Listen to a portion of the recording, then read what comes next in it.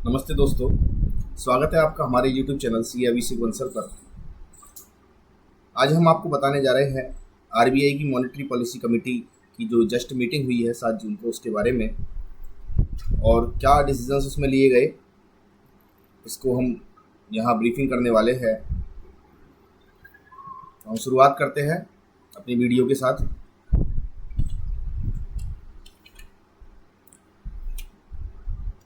यहाँ RBI policy updates जो है उसके बारे में हम बता रहे हैं। सबसे पहला जो अपडेट है वो है बल्क डिपॉजिट लिमिट के बारे में। RBI ने जितने भी शेड्यूल्ड कॉमर्शियल बैंक है और शेड्यूल्ड जो स्मॉल फाइनेंशियल बैंक है उन सब के लिए जो बल्क डिपॉजिट लिमिट है उसे 2 करोड़ रुपए से 3 करोड़ रुपए अभी कर दिया है। इसका हम समझ लेते हैं बल्क डिपॉजिट लिमिट क्या होती है। तो बल्क डिपॉजिट लिमिट का मीन्स होता है जो लार्ज डिपॉजिट्स होती है उनको बैंक द्वारा मॉडिफाइड इंटरेस्ट रेट दी जाती है। उनको जो है वो एडजस्टेबल अकॉर्डेबल उनको जो है अकॉर्डिंगली उनके अकॉर्डिंग जो है वो इंटरेस्ट रेट जो है वो ऑफर की जाती है। बैंक जो है इस लिमिट के बढ़ने से बैंक जो है अपना बेटर रिस्क मैनेजमेंट कर पाएगी, क्योंकि जो है वो 2 करोड़ रुपए से जो बल्क डिपॉजिट लिमिट है उसे 3 करोड़ रुपए किया गया है। तो 2 करोड़ तक के डिपॉजिटर जो है वो अब 2 करोड़ से वाले डिपॉजिटर है ऊपर वाले, और 2 करोड़ से 3 करोड़ के बीच में जो डिपॉजिटर आते हैं उन सबको जो है यहाँ पर बल्क डिपॉजिट के लिए जो है वो इनएलिजिबल कर दिया है। अब 3 करोड़ से ऊपर जितने भी डिपॉजिट वाले डिपॉजिटर होंगे वही बल्क डिपॉजिट लिमिट में आएंगे।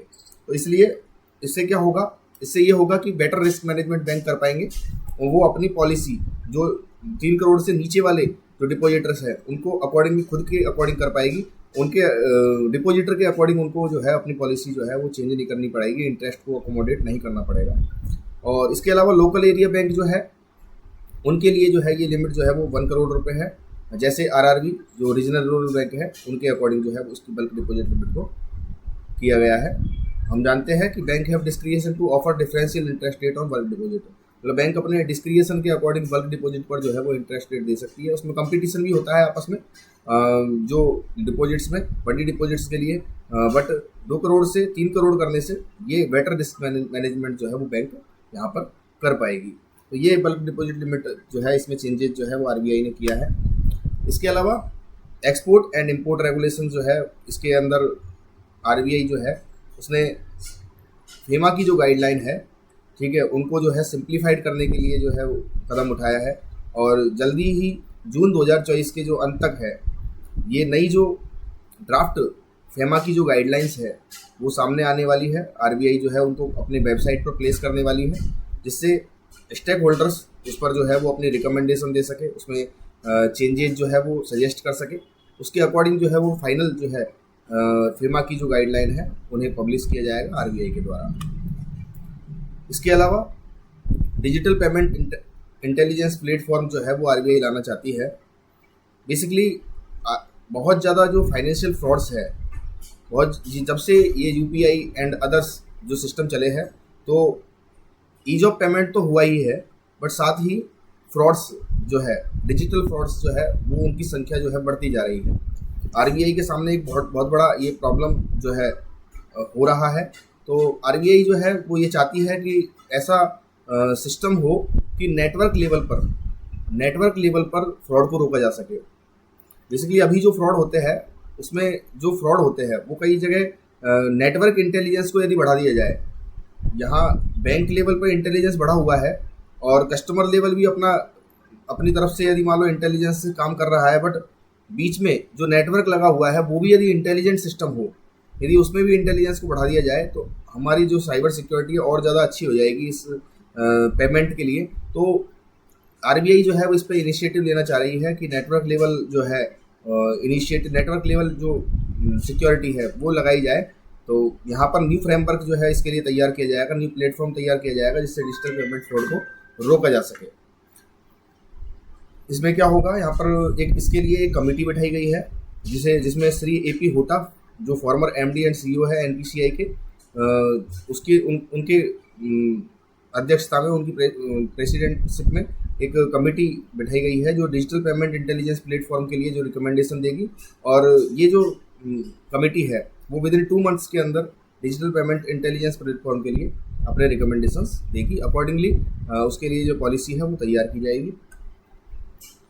इसके अलावा ई मैंडेट फ्रेमवर्क एंड एनवांसमेंट कुछ किए गए हैं। यहाँ पर यूपीआई लाइट है उसके वॉलेट जो बनता है यूपीआई लाइट का, जो हम जो देखते हैं फ़ोनपे है, अदर जो कंपनियां हैं वो अपना एक वॉलेट प्रोवाइड कर रही है। तो वॉलेट जो है उसको ऑटो रिप्लेनिशमेंट उसमें लाने वाले हैं।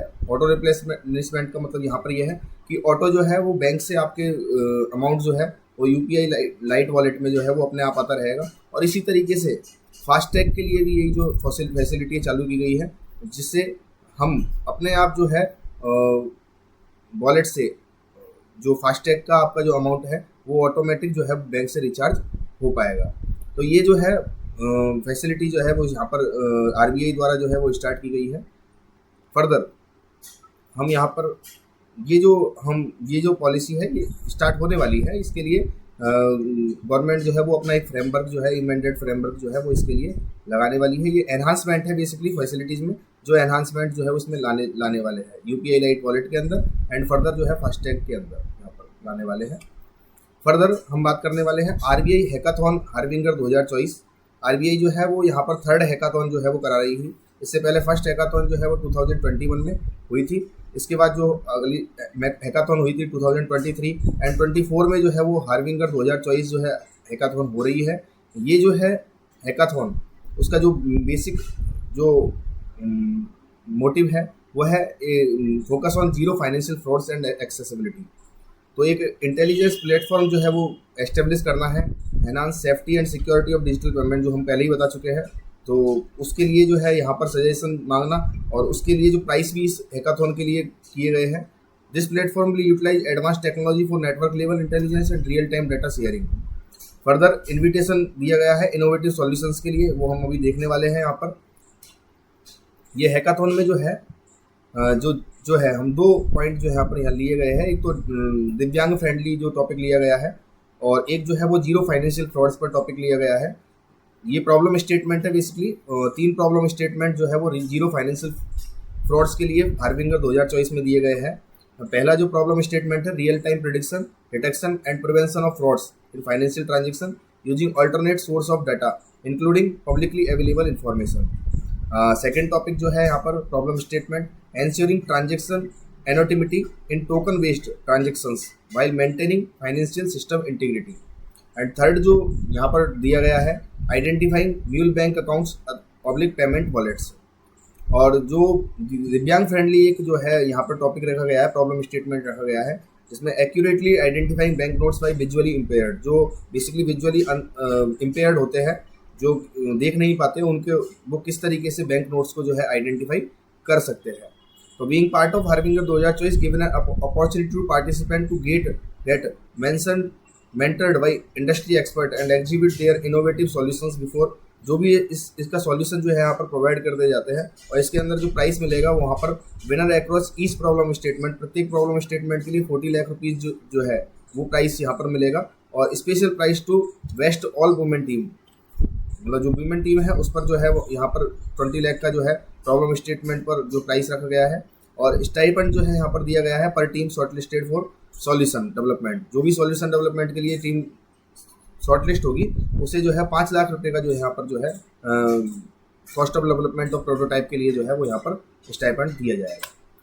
इसके अलावा हम बात करते हैं repo rate and economic outlook जो है वो आरबीआई का क्या है। तो रेपो रेट को आरबीआई ने कोई चेंज नहीं किया है। रेपो रेट बेसिकली वह रेट है जिस पर बैंकों को जो है आरबीआई लैंडिंग करता है। हम जानते हैं मॉनेटरी पॉलिसी जो है वो मनी की डिमांड एंड सप्लाई को जो है वो एडजस्ट करने के लिए यहाँ पर जो है किया गया है। डिमांड को आरबीआई नहीं कर सकती एडजस्ट, बट सप्लाई जो है उसको यहाँ पर सप्लाई को जो है रेपो रेट के थ्रू जो है आरबीआई जो है कंट्रोल करती है। तो इसलिए रेपो रेट को यहाँ पर अनचेंज रखा गया है।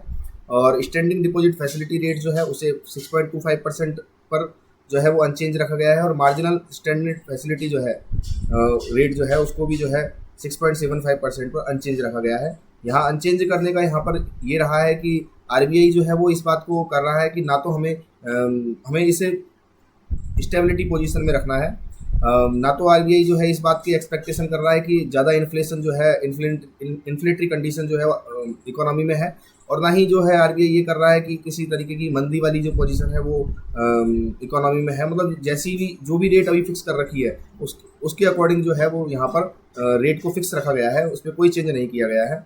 और आरबीआई ने अपने जो अनुमान है ग्रोथ रेट के वो भी चेंज किए हैं। ग्लोबल इकोनॉमिक एक्टिविटी स्टेबलाइजिंग, यहाँ पर स्टेबल हो रही है। तो India GDP growth for 2024-25 is projected at 7.2%, मतलब इंडिया की जो ग्रोथ रेट है यहाँ पर जीडीपी के लिए वो 7.2% जो है, वो पहले 7% थी, उसको 7.2% जो अनुमान में चेंज किया गया है। तो 7.2% के ऊपर जो है वो यहाँ पर नियत किया गया है। इसके अलावा इन्फ्लेशन एंड पॉलिसी डिसीजंस की हम बात करें तो inflation moderated but food inflation remains high. यहाँ पर एक बात आई है कि इन्फ्लेशन जो है आरबीआई ने जो सीपीआई कंज्यूमर प्राइस इंडेक्स जो है वो जब किया है तो 3.2% जो है सीपीआई आया है, जब फूड को यदि हटा दे हम। बट फूड में जो है महंगाई वो बढ़ रही है। फूड की यदि इन्फ्लेशन रेट की बात करें तो हम फूड की इन्फ्लेशन रेट जो है वो बढ़ रही है, वो 4% से ऊपर है। बट यदि हम overall CPI consumer price index ले और उसमें जो है हम फूड का यदि पार्ट हटा दे तो ये अप्रैल के अंदर जो कोर इन्फ्लेशन जो है वो यहाँ पर इज टू 3.2%, मतलब 3.2% पर आया है। मतलब जो आरबीआई का जो अनुमान है, आरबीआई जो है चाहता है कि 4% पर 2026 तक के लिए आरबीआई का ये अनुमान है कि हमारा जो सीपीआई है कंज्यूमर प्राइस इंडेक्स ओवरऑल जो है वो 4% रहे, जिसमें 2% का बैंड हो सकता है, 2% कम या फिर 2% ज़्यादा तक जो है वो यहाँ पर इसको स्टेबल करना जो है आरबीआई का है। तो आरबीआई ये एक्सपेक्ट करता है कि 4% पर हम सीपीआई को यहाँ पर स्टेबल रख लेंगे, इसे बना लेंगे। तो इसके लिए अभी जो है वो कोर इन्फ्लेशन जो है अप्रैल के अंदर 3.2% हुआ है। यदि हम फूड को यहाँ पर हटा दें, फूड के अंदर इन्फ्लेशन जो है यहाँ पर हाई है, उसको जो है रोकने के लिए जो है वो प्रयास आरबीआई द्वारा किए जाएंगे।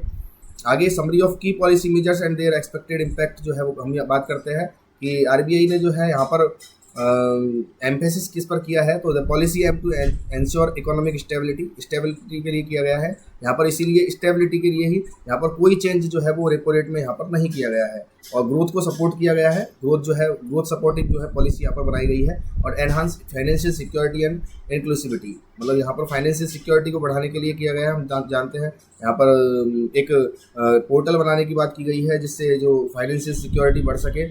डिजिटल जो प्लेटफॉर्म है उसके अंदर इंटेलिजेंस बढ़ाने की बात की गई है, नेटवर्क लेवल पर इंटेलिजेंस बढ़ाने की बात की गई है। फर्दर जो है जो हम हैकाथॉन जो है हार्बिंगर 2024 उसका भी जो टॉपिक है वो जो सिक्योरिटी के ऊपर ही रखा गया है।